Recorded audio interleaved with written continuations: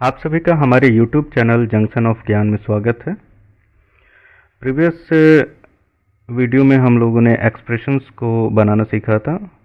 अब उसी एक्सप्रेशंस को अपने प्रोग्राम में कैसे यूज़ करना है वो प्रोग्राम के थ्रू हम लोग इस वीडियो में देखेंगे। तो पहला जो हमारा प्रोग्राम है, write a program to find simple interest if principal amount, rate and time is given by keyboard. अगर कीबोर्ड के द्वारा अगर यूज़र क्या करेगा, प्रिंसिपल अमाउंट, रेट और टाइम इंसर्ट करेगा तो हम लोगों का क्या कैलकुलेट करके उसको रिजल्ट देना है, सिंपल इंटरेस्ट। तो इसके लिए जो प्रोग्राम हम लोग बनाएंगे इसमें कुछ हेडर फाइल्स इंक्लूड करने होंगे। जैसे मैंने कहा था कुछ इनपुट और आउटपुट होगा तो iostream.h इंक्लूड करना है। अगर हम लोग क्लियर स्क्रीन और getch यूज़ करेंगे अपने प्रोग्राम में तो conio इंक्लूड करना है। अगर हम लोग स्क्वायर रूट और पाव फंक्शन अगर यूज़ कर रहे हैं तो math.h इंक्लूड करना होगा।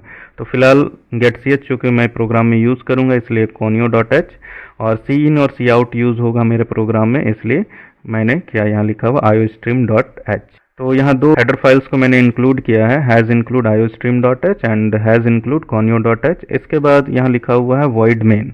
मेन एक फंक्शन है, ये मेन फंक्शन होता है। C++ का प्रोग्राम मेन फंक्शन से ही एग्जीक्यूशन अपने प्रोग्राम का शुरू करता है। तो मेन फंक्शन हमारा कोई वैल्यू दूसरे फंक्शन को रिटर्न नहीं करेगा, इसलिए यहाँ पर void लिखा हुआ है। और जैसा कि हम लोग का प्रोग्राम कर रहा तो उसके अकॉर्डिंग हम लोगों को क्या करना हो, कुछ वेरिएबल्स लेने होंगे। जैसे मैंने यहाँ पर इंटीजर में p लिया है, p एक इंटीजर मेमोरी है प्रिंसिपल अमाउंट के लिए, टाइम के लिए t लिया गया है। इसी तरह फ्लोट में रियल वैल्यूज़ को स्टोर करने के लिए, डेसिमल पॉइंट वाले वैल्यूज़ को स्टोर करने के लिए यहाँ पर SI और R नाम से दो अलग से वेरिएबल लिए गए हैं। P प्रिंसिपल अमाउंट के लिए, T टाइम के लिए, SI में हमारा सिंपल इंटरेस्ट कैलकुलेट होगा, और R रेट को स्टोर करने के लिए हम लोग यहाँ पर कुछ वेरिएबल डिक्लेयर किए हैं। देन इसके बाद हम लोगों को क्या करना है, इन वैल्यूज़ को यूजर से लेना है, क्योंकि हमारे प्रोग्राम में कहा गया है गिवन बाय कीबोर्ड।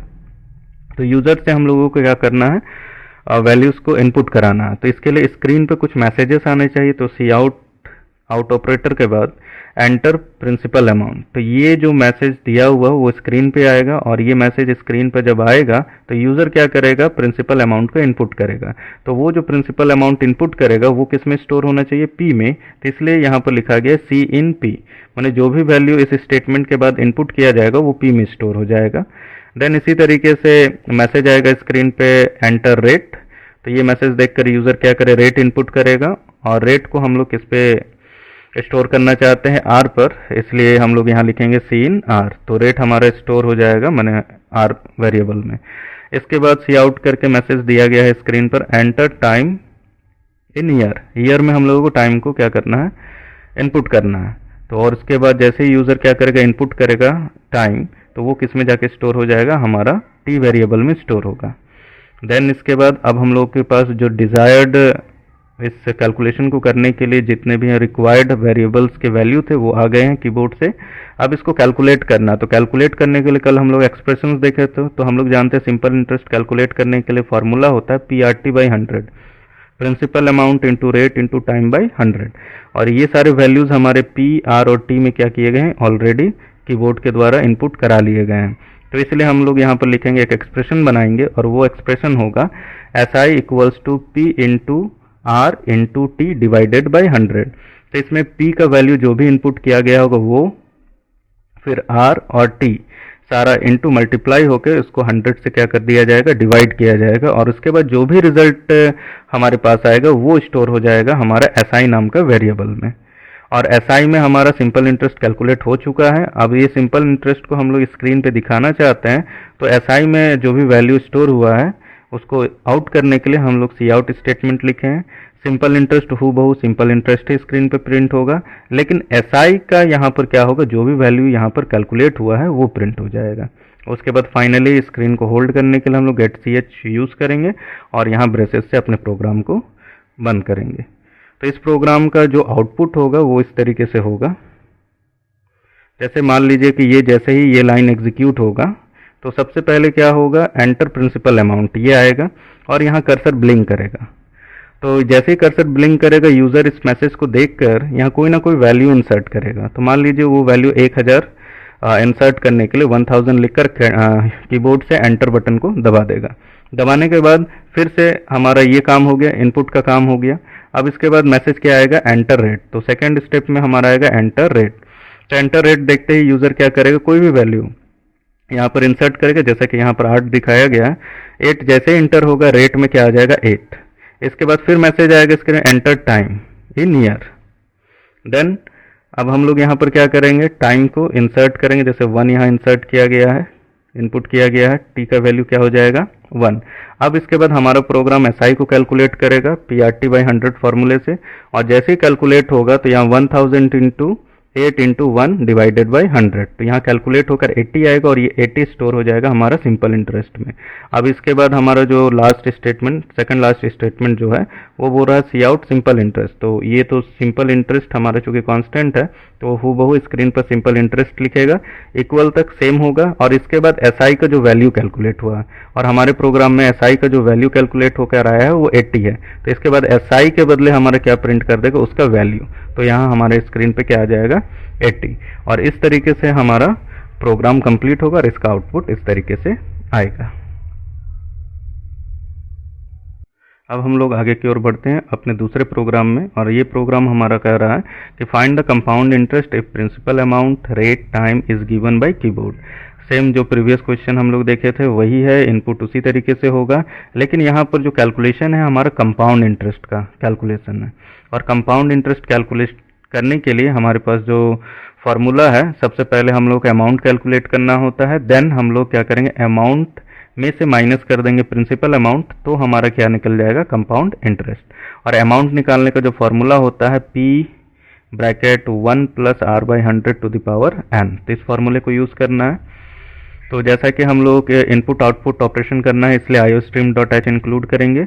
हम लोग क्लियर स्क्रीन और getch यूज़ कर रहे हैं, इसलिए conio.h को इंक्लूड करना है। void main हम लोग को लिखना ही है अपने प्रोग्राम में, ब्रेसेस ओपन करने ही है। इसके बाद हम चाहते हैं प्रीवियस जो आउटपुट आया उसको क्लियर करना, तो क्लियर स्क्रीन फंक्शन को यहाँ पर लिखेंगे, और इसके बाद हम लोग यहाँ क्या करेंगे, वेरिएबल्स को डिक्लेयर करेंगे। तो यहाँ मिस्टेक हो गया है थोड़ा सा, यहाँ पर सेमीकोलन होना चाहिए था। तो यहाँ पर जैसे फ्लॉट में P, R और CI लिया गया है। फ्लॉट माने हम लोग चाहते हैं कि एक ऐसा मेमोरी लेना जिसमें रियल वैल्यूज स्टोर हो सके, डेसिमल वाले वैल्यूज स्टोर हो सके। तो यहाँ पर हम लोग प्रिंसिपल अमाउंट के लिए P, रेट के लिए R और कंपाउंड इंटरेस्ट के लिए CI और टाइम के लिए एक इंटीजर मेमोरी लिए हैं। अब इसके बाद स्क्रीन पे मैसेज आएगा जैसे हमारे प्रीवियस प्रोग्राम में आया था, एंटर प्रिंसिपल अमाउंट। इसके बाद हम लोग P का वैल्यू को इनपुट करेंगे सीन के द्वारा, एंटर रेट आएगा, और R का वैल्यू हम लोग इनपुट करेंगे, एंटर टाइम इन ईयर, और T का वैल्यू को हम लोग क्या करेंगे, इनपुट करेंगे। अब ये जैसे ही तीनों वैल्यू हमारे पास आ जाते हैं तो अब इजीली हम लोग क्या कैलकुलेट कर सकते हैं, कंपाउंड इंटरेस्ट। तो सबसे पहले हम लोगों को अमाउंट निकालना होगा, तो CI इक्वल्स टू यहाँ अमाउंट का हम लोग फार्मूला को लिखे हैं। तो जैसा कि जान रहे हैं अमाउंट बराबर होता है हमारा P इंटू, तो P के बाद यहाँ इंटू, इसका bracket 1 plus R/100 to the power time, that means n होता है। तो यहाँ टाइम हमारा T में स्टोर हुआ है इसलिए T लेंगे, क्योंकि हमारा अननोन पावर है। तो हम लोग जैसे कि देखे थे पाव फंक्शन यूज़ करना होगा पावर के लिए, तो हम लोगों ने पाव लिखा है 1 प्लस R/100 और उसका पावर क्या होगा, हमारा टाइम होगा, इसलिए कोमा में हम लोग क्या लिखे हैं, T। तो ये इतना फॉर्मूला से हमारा अमाउंट कैलकुलेट होगा, और उसके बाद हम लोग को माइनस करना है P, प्रिंसिपल अमाउंट को। तो अमाउंट में से प्रिंसिपल अमाउंट माइनस होगा, और जो रिजल्ट आएगा वो हमारा कंपाउंड इंटरेस्ट के रूप में CI में स्टोर हो जाएगा, और स्क्रीन में हम लोग कंपाउंड इंटरेस्ट का वैल्यू को यहाँ स्क्रीन पर प्रिंट करा देंगे। तो इस तरीके से हमारा कंपाउंड इंटरेस्ट कैलकुलेट करने का ये प्रोग्राम हुआ। अगला हमारा प्रोग्राम है, write a program to find sum of digits of given 4 digit number. अगर यूज़र क्या करेगा, 4 डिजिट नंबर इनपुट करेगा, हमारा प्रोग्राम उस 4 डिजिट नंबर के जो भी डिजिट्स हैं उसको जोड़ करके एक रिजल्ट देगा, सम देगा। तो सपोज मान लीजिए हम लोग यूज़र क्या करेगा, इनपुट करेगा 1234, तो हमारा रिजल्ट आना चाहिए 1 + 2 + 3 + 4, जो कि हो जाएगा हमारा 10। तो जो भी यहाँ इनपुट किया जाएगा नंबर, उसका डिजिट का सम करना है। तो इसके लिए जो हम लोग को आवश्यक हेडर फाइल्स होंगे वो इंक्लूड करना होगा। जैसे कि हम लोग इनपुट आउटपुट के लिए अगर Cin और Cout यूज़ कर रहे हैं तो iostream.h, क्लियर स्क्रीन और getch अगर यूज़ कर रहे हैं प्रोग्राम में तो conio.h, void main हमें लिखना ही है, ब्रेसेस ओपन करना ही है। इसके बाद हमारा क्या है, क्लियर स्क्रीन होगा, स्क्रीन को प्रीवियस आउटपुट को क्लियर करने के लिए क्लियर स्क्रीन हम लोग लिखेंगे। इसके बाद इस प्रोग्राम के अकॉर्डिंग हम लोगों को क्या करना है, वेरिएबल्स लेना है। तो इंटीजर में हम लोग एक नम ले लिए 4 डिजिट नंबर को स्टोर करने के लिए, और चूंकि हम लोगों को डिजिट को पहले अलग करना होगा, उसके बाद उसको जोड़ना है, तो इसलिए D1, D2, D3, D4 ये डिजिट्स के लिए 4 डिजिट अलग होने के लिए, और उसके बाद एक ले लिया है इन डिजिट्स को ऐड करने के लिए एक वेरिएबल लिए हैं सम। तो इन डिजिट का जो भी सम आएगा वो किस में स्टोर करेंगे, सम में।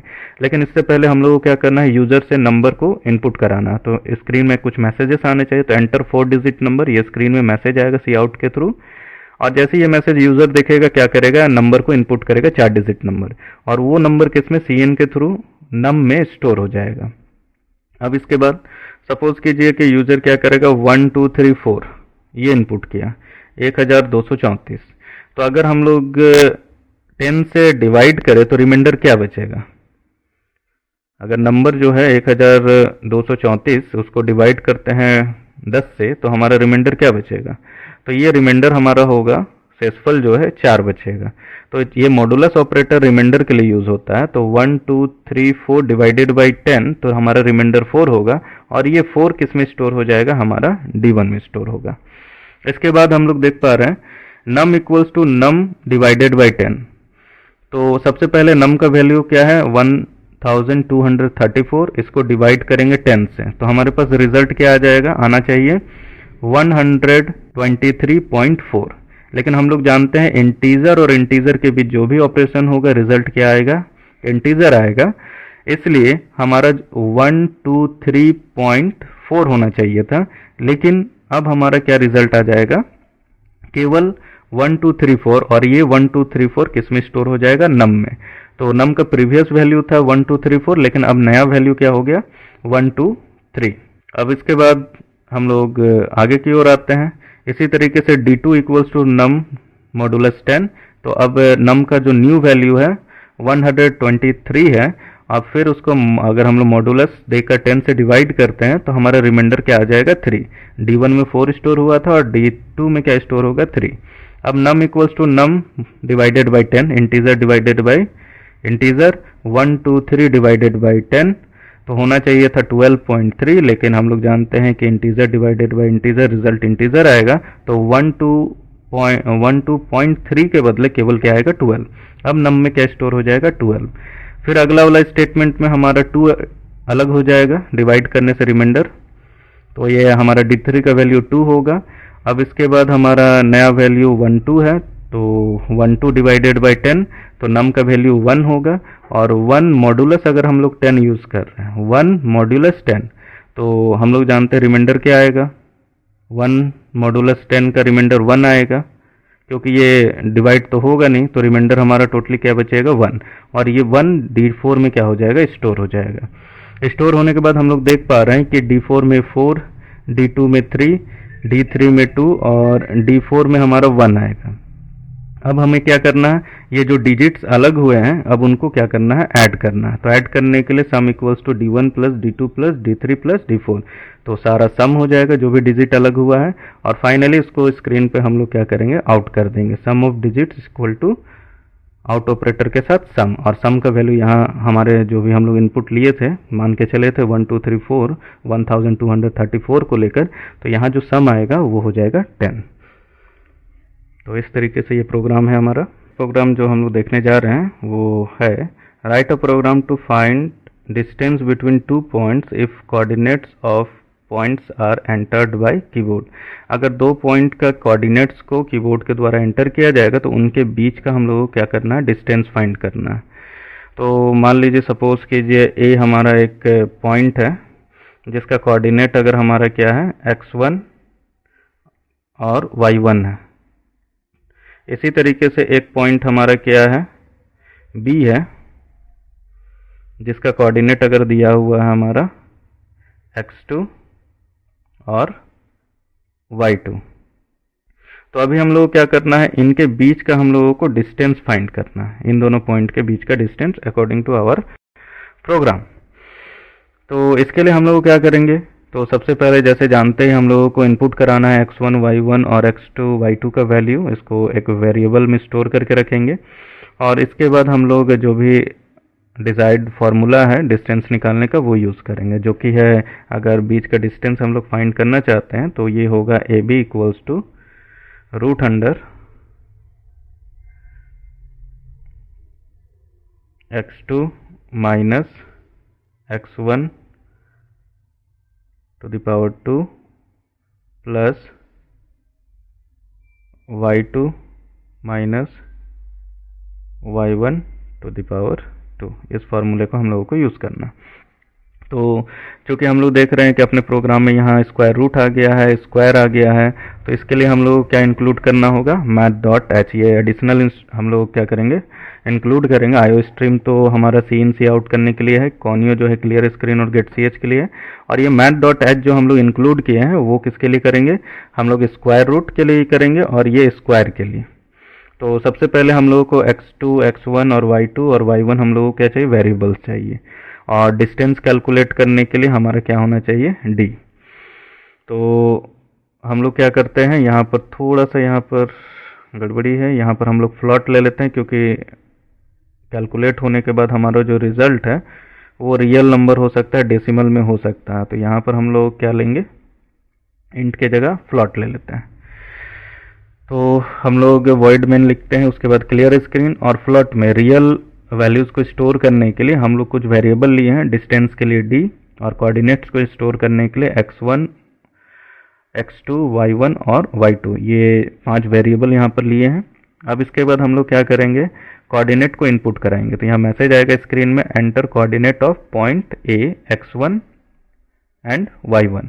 तो ये मैसेज जैसे ही आएगा यूज़र क्या करेगा, x1 और y1 का वैल्यू को कीबोर्ड से इनपुट करेगा, और ये दोनों ही वैल्यू x1 और y1 में क्या हो जाएंगे, स्टोर हो जाएंगे। देन फिर से मैसेज आएगा इनपुट होने के बाद, enter coordinate of point b x2 और y2। ये मैसेज देखते ही यूज़र क्या करेगा, x2 और y2 का वैल्यू को इनपुट करेगा, और ये दोनों ही सीन के थ्रू किसमें, x2 और y2 में स्टोर हो जाएगा। और जैसा हमारा प्रोग्राम में डिस्टेंस फाइंड करना है, तो डिस्टेंस के लिए हम लोग फार्मूला देखे हैं, ये है A B equals to root under. Then हम लोग डिस्टेंस इक्वल्स टू यूज़ करेंगे एस क्यू आर टी, चूँकि स्क्वायर रूट है इसके लिए एस क्यू आर टी। इसके बाद हमारा ये बेस है, बेस का पावर 2 है, तो पाव फंक्शन यूज़ करेंगे। तो ये हो गया पाव x2 माइनस x1 कॉमा 2, माने इसका क्या करेगा, पावर कैलकुलेट करेगा। फिर हम ऐड करेंगे y2 माइनस y1 का जो पावर है 2 कैलकुलेट करेंगे, और ये जो दोनों ही है ऐड होने के बाद क्या आ जाएगा, इसका स्क्वायर रूट कैलकुलेट करेगा हमारा कौन सा फंक्शन, स्क्वायर रूट फंक्शन। अंदर वाला जो भी काम होने के बाद जो भी रिजल्ट आएगा उसका क्या निकलेगा, स्क्वायर रूट निकलेगा। तो इस तरीके से जो भी यहाँ रिजल्ट आएगा वो किस में स्टोर हो जाएगा, हमारा डिस्टेंस में स्टोर हो जाएगा। और इसके बाद हम लोग क्या करेंगे, डिस्टेंस का जो वैल्यू आएगा उसको हम लोग स्क्रीन पे दिखाएंगे। तो ये रहा हमारा cout, distance of A B equals to out operator लगा के डी। तो इसका आउटपुट जो होगा, जो भी हमारा कैलकुलेशन के बाद रिजल्ट आएगा। तो इस तरीके से हम लोग क्या कर सकते हैं, अपने प्रोग्राम्स को बना सकते हैं। तो ये हम लोग देखे जो भी एक्सप्रेशंस हम लोग कल सीखे थे यूज़ करना, उन एक्सप्रेशंस को अपने प्रोग्राम में किस तरीके से यूज़ करेंगे। तो आज के लिए इतना ही, धन्यवाद।